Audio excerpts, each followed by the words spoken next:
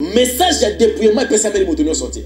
Tomeko solo la ngai ndekono elonga ndenge na zawa. So na yebisio se dépouiller. Tango yo ko se dépouiller na retour ngasko na gagner ni. So ko se dépouiller ezalaki mabe. Tango yo ko se dépouiller mabe wana komelio ngasko na retour na gagner ni. Par la révélation de l'Esprit de Dieu. Toyo peut sa message. Les autres se prendre bisoté parce que toyebi époque to za na ngozalo ko époque no guérir Jésus na ngomba. Et mon maître Jésus-Christ de Nazareth à l'obaki, mes brebis, va reconnaître mon gongo naye. Parce que vous avez brebis en polo, mon gongo naye, tant que koya na lito inayo, vous avez la capacité à koyo kapé comprendre que vous avez le banzambe. Alors toute personne qui ne veut pas vivre dans le dépouillement extérieur et intérieur, c'est une personne morte. Mais belena bato bazolo walobi mais papa elonga. Pourquoi yo keine bangwa bebe na église nanga. Na église na yo basi basambela ka mutu polelete. Suki ya moto, bakabelo ba plante, eza ko représenter foulard. Na omitu na foulard, na kabelo bakuta ni côté ni. Quand tu étais païen, ezaki habillement zalaki nango. Ce n'est pas une question royaume service qui doit dépendre de la culture, c'est faux. Quand on est sauvé, il n'y a pas de question de culture. Tala image. Combien de Brésiliens ça va? Combien de Périques ça va? Combien de souki? Bababisuki a volé fait ça va? Combien? Sur le botton là, la pris ça dit combien? Monsieur ça n'a qu'à ça, on va s'assurer. Ils ont la s'assurer. Maintenant ça dit ça tout mis, bien aimé. À peine oui. Dans Ézéchiel chapitre 3, verset 20. Dans si injuste est ce détour de sa justice. Éternel Dieu de devant et il pourra. Ce qui n'a pas évité qu'à son maladie. Ce qui n'a évité que nous avons la bac. Ce qui n'a pas fait la zipi. La seule chose que nous avons fait. Si nous avons fait nous avons fait.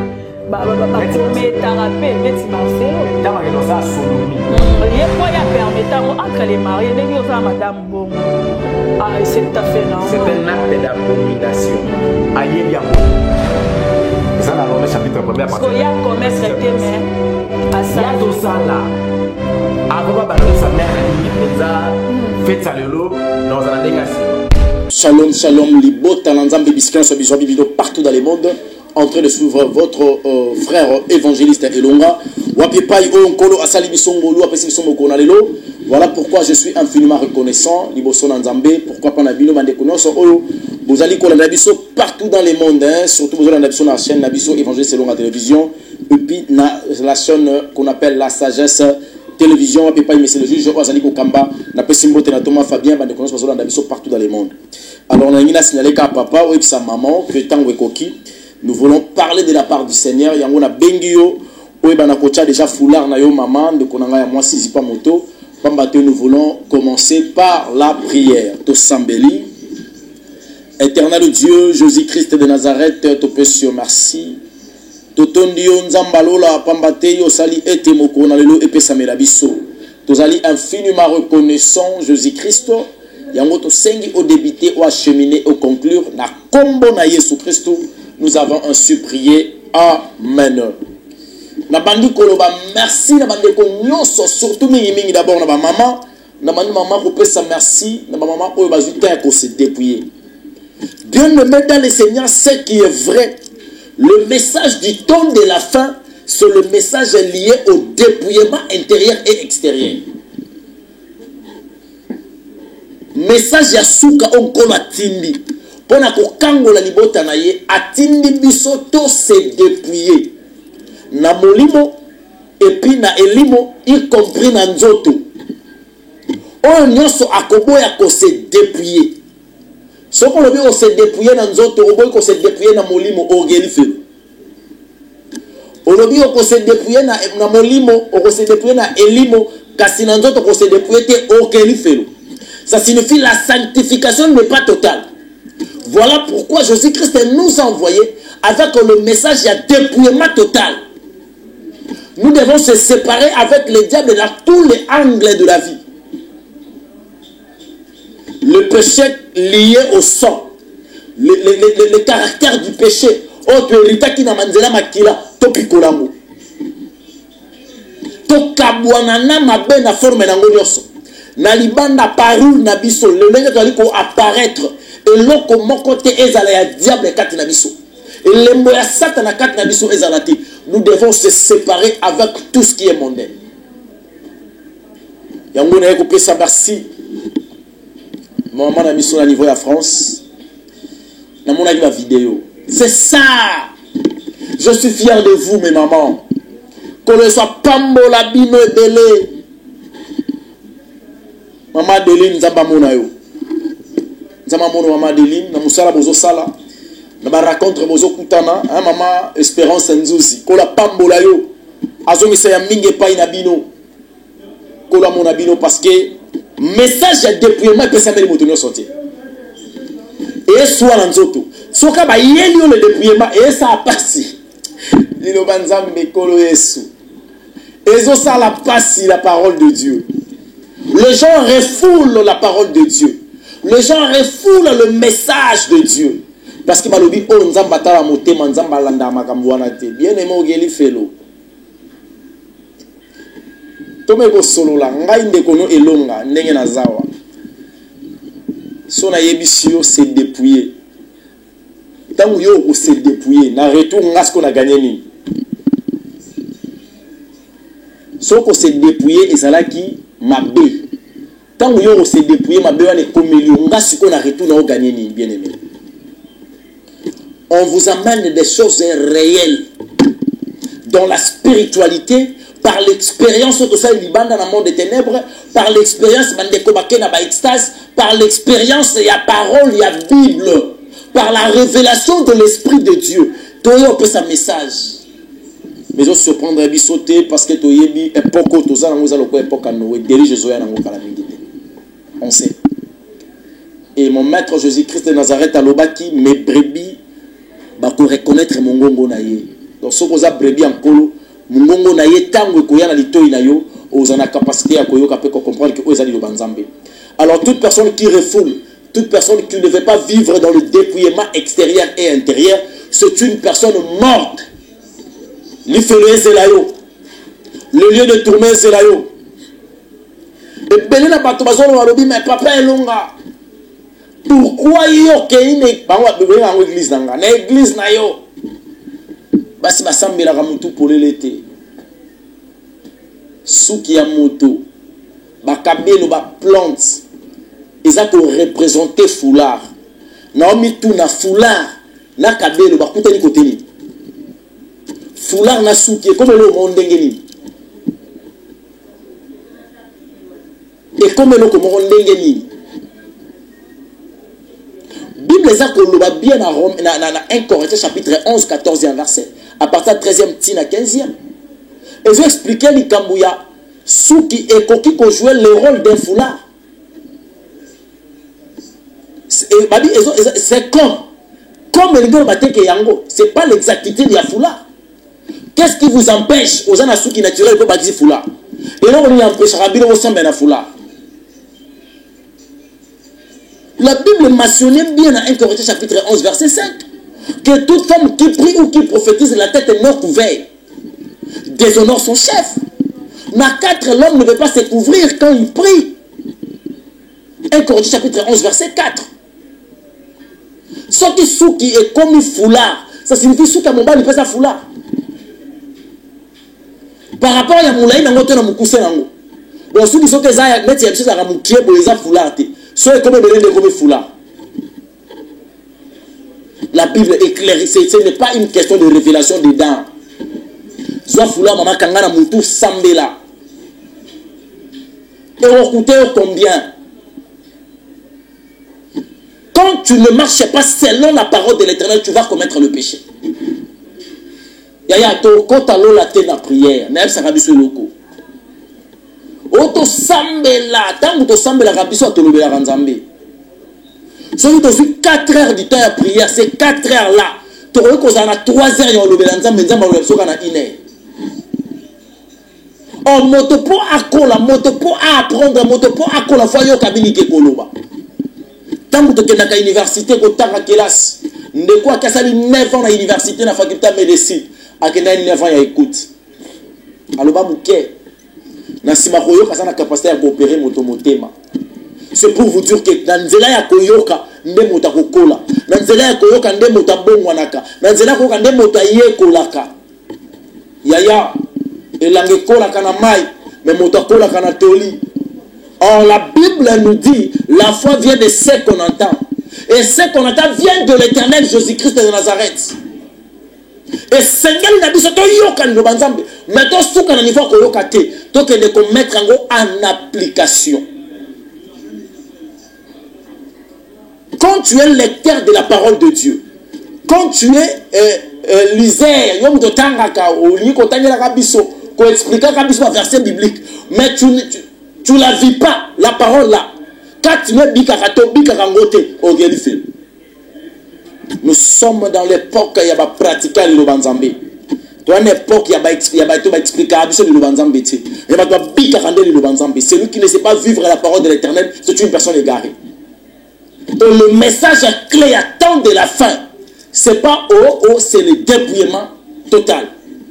Car la Bible nous dit, cherchez la paix avec tous et la sanctification sans laquelle personne ne verra l'Éternel. Ça signifie, si tu n'es pas sanctifié dans le corps, dans l'âme et dans l'esprit, tu auras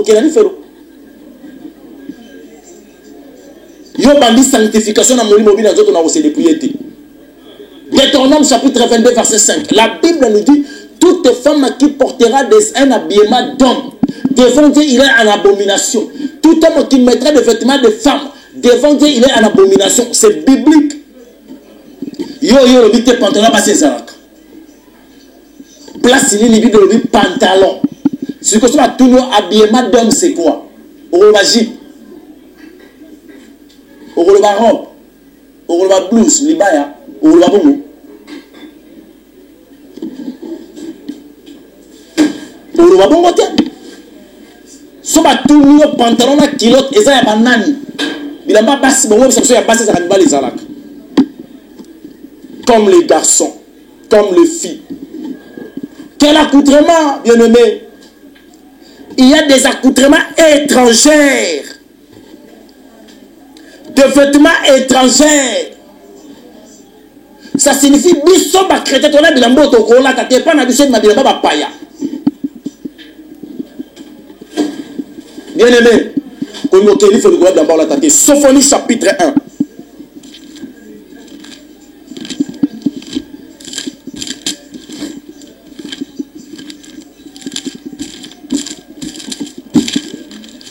Dans le livre à Sophonie, chapitre 1er.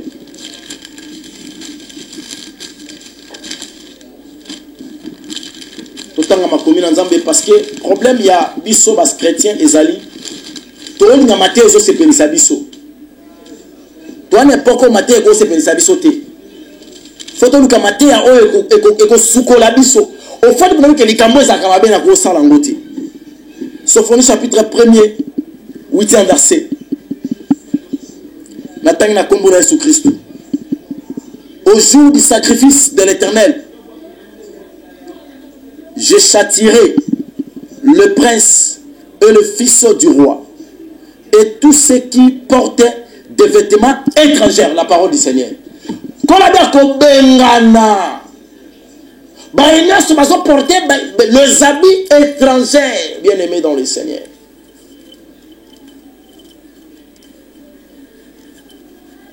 Bien aimé, bon moi na slim na kati église.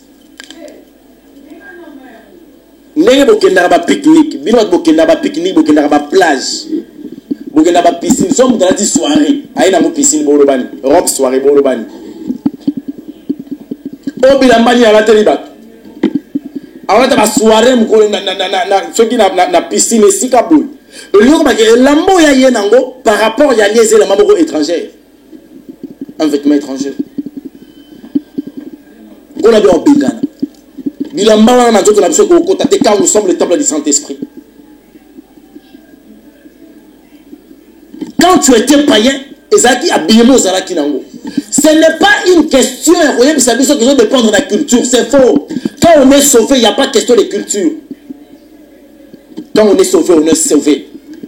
Quand on est sauvé, cette question il y a tribité. Quand on est sauvé, cette question à acheter. Quand on est sauvé, cette question à religionté. Quand on est sauvé, cette question il y a un niveau de tualité. Et cette question à tribu nayoté. Et cette question il y a culture nayoté. Quand on est sauvé, c'est pour les salis. Nous sommes sur la croix à tenir compte de la culture nabisoté. il nous a laissé sa parole pour qu'on soit sauvé. Les habits étrangers, par où refouler bisou. Maman be tumba yango. So ba pantalon yo so wana, ba kola na yo wana. Bilamba sexy no ba robe tika mi Kongo wana. Bilisa yango tumba. Tala neti image oyo ba maman na biso na kati ya diaspora. Ola pambola bino. Tuma Fabien so tozo ba langage moko illustré. Une partie maman na nga bimisi ba suka kodefa.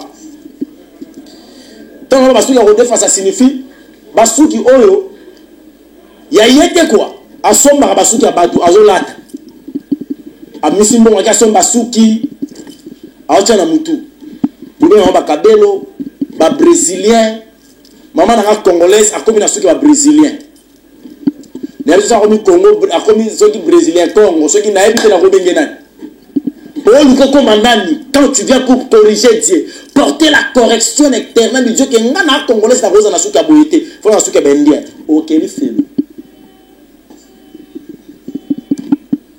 Tala image. Combien de Brésiliens ça on a? Combien de Périques ça on a? Combien de souki? Babasuki a volé fait ça on a? Combien? Sur le botton on a pris ça dit combien? Monsieur ça na 4 bas, on va s'assurer ils en a 4 s'assurer. Mais non ça dit ça tout mis, bien aimé.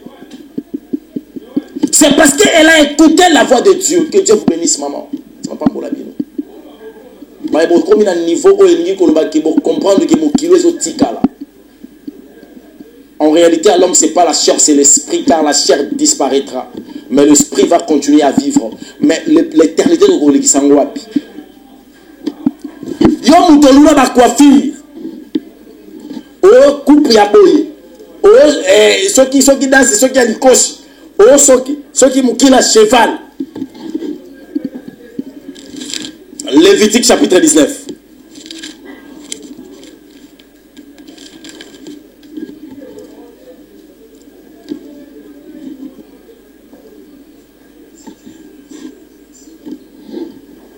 À partir du 27e verset.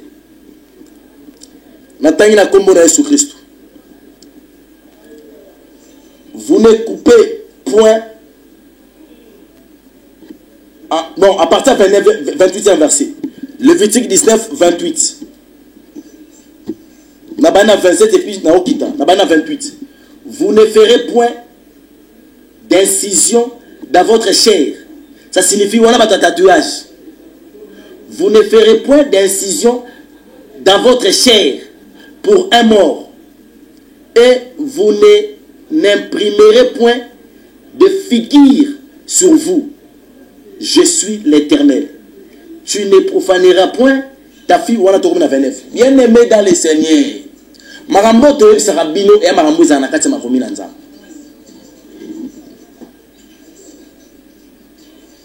You are okay. Bani komi koma.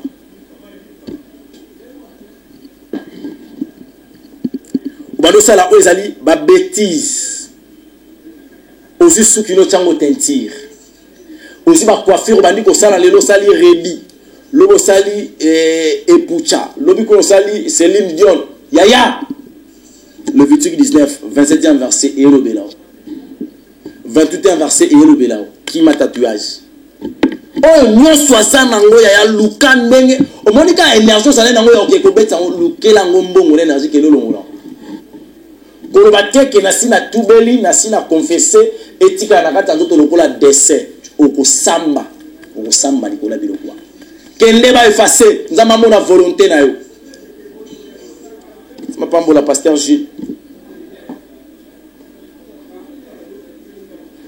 Yo lula rouge à lèvres. Jérémie chapitre 4 verset 30. La monnaie qui m'embarque dans le verset biblique. Autre rotanga. Bien aimé, tant on te paye ça, ils ont la tête par haine. Beaucoup m'ont dit que l'on va sous bâtiment, ou place ni Bible lobby. Verset ça. Ils ont mingi te cause arabe 21. Mais là on peut s'en sortir. Toi qui l'on malé. Maman n'a pas boire qui va rouge à lèvres, vidéo ya moyo. Parce que cette maman, elle a compris. Ngata on zaki na ngambo wana. Et pas vieux maseke. tozwaka fimoko boye ntango tolingi tosala ye mabe tosali échange ya baesprit mpona kokota ya esprit ya publicité demo wana komva lilite tozwaka rouge à lèvre jacqueli topakona me bon lilite akoti kati na ye baopekisi wango olingo oyoka te parceke lèvre no nde eza bongo eza mabe mabe nango ezali le chrétien boyeba bachrétien kosala fête yo muto lula kokendaka bamatanga na bauniforme matanga okoleka na ligne ya famille okoyeba chaque fête so batali otali garde-robe na tala batisi oyo somba ya bamatanga yo lingo za la identique na basusu la mort par laquelle eux comme on a dit ezaki causé nani liwa ya moto wana ake wapi tango bolati bongo bosa la cérémonie ya culte de mort oyebi est-ce que oyebi que bosa culte de mort tu te présenter yo mo ko se présenter devant le monde cromanium na ba ndeko balati ba uniforme wa oyebi bimisa biloko wana kati na mwana nzama mimwa na sentimenti ozo kaza okende cimetière ya ndeko moko akufaki au profiter pour que la yayo akufa mutolinga mingo mingo molela Lévitique 19 31e verset yo en Bible ezolo bana biso ne vous tournez point vers ceux qui invoquent les esprits ni vers le levain ne le cherche point de peur de vous suyer avec eux je suis l'Éternel votre Dieu ba maman mbikoudi Outi ya bela kaba bakufa asolo kana ba we bibe biko consulter batabongo te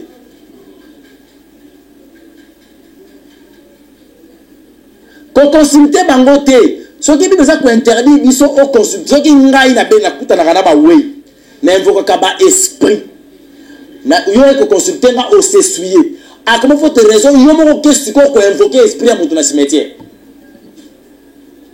au gende journée le 1er août on a une chance. On est des journées, on a matanga. Au comme la tombe, il y a un bandi loba. Au comme la tombe, il y a un bandi yemba. Tu commences à raconter du n'importe quoi. Bien aimé, l'enfer existe. L'enfer est le réel. Il fait les alaka. Comme ça, va sentiment. Mon kilo, son monotobika, l'objet aux artis. Il y a une chose qui est vraie. Sur la terre, nous avons que 120 ans. Sur la terre, ma belote fandi, oh yo zananga. Que ça soit à Canada, aux États-Unis, à Londres. Nous avons que 120 ans d'existence. Ou 120 ans de vie.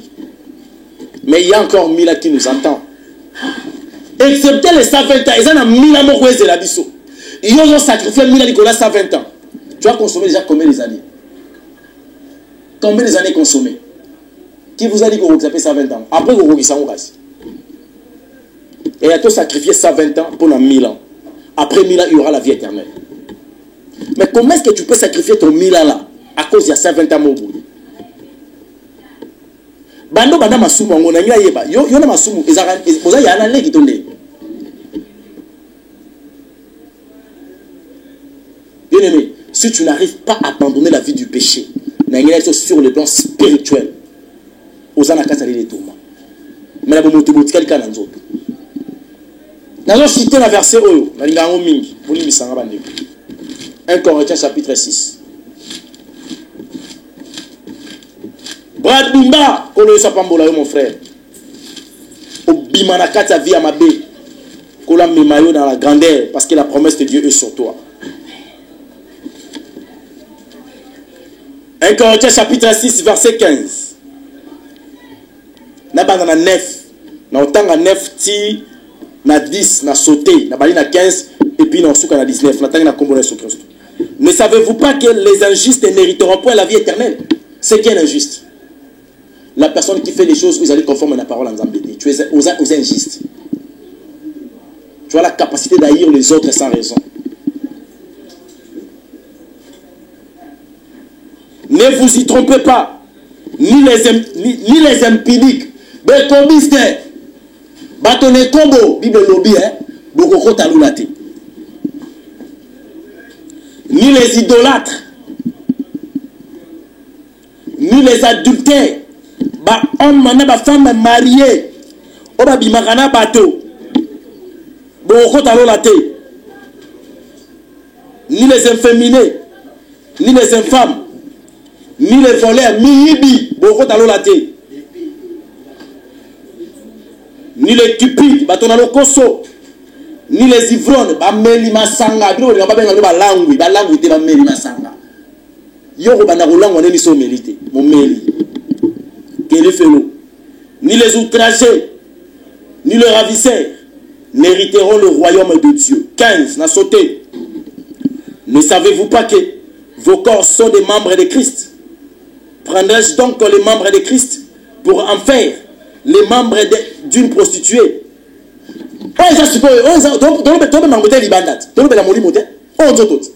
Le corps, quand le corps est essuyé par le vêtement, par le maquillage, par les tatouages, le corps est essuyé. Il faut quitter le monde du péché, car Jésus-Christ revient bientôt. Si Christ traîne, la mort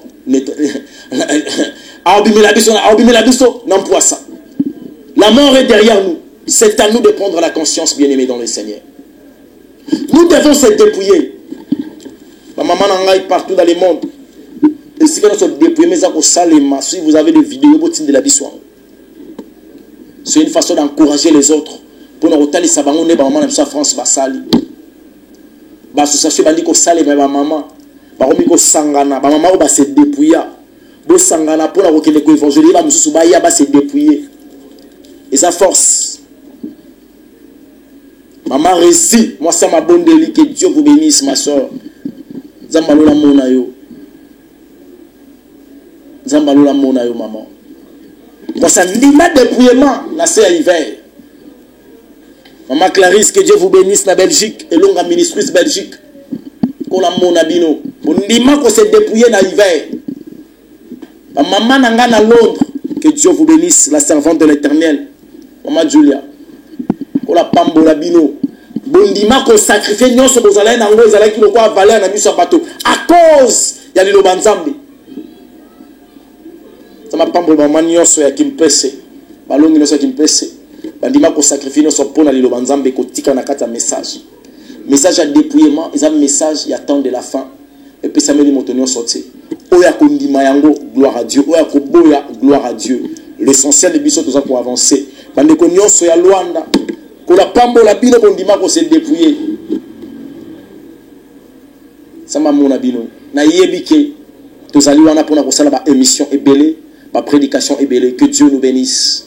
Bisika bizwami bino, tata, maman, tout s'est dépouillé. Papa bimisa bakula, papa bimisa bakula na ola tawa. Bimisa ba dongi na yo wana bimisa papa bimisa. Papa kata suki, ah, koza suki belete, c'est pas biblique. Le on a tatouage. Papa tika lokuta, tika escroquerie, tika kokosa maman. Tika bambanda papa nda kwa libala solution za kana balabala te. Boya via bakisi papa. Il fait les os et la bisso. Nous la pesos et la bisso. C'est à nous. Bien-aimé, ce jeu-ci là que je vais te présenter cette soirée. On a embêté le solo à Bolingo Makas.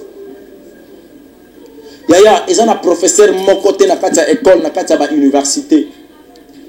Pour avoir qu'on peut s'abîmer examen, il y a tombeau ouvert et puis à l'examen sur la réponse. À quoi qu'on tient nos choix multiples, mais il y a que la bonne réponse c'est ça. Mais nous avons la biso yango. Alors il y a que deux chemins, le bien et le mal. Mais moi Nzambi, na tsepe na poni yo pour na oyo. Pour nous abonner à mon entier. Ceux qui sont été tout comment la prochaine. Bye bye. Que Dieu nous bénisse. Bye.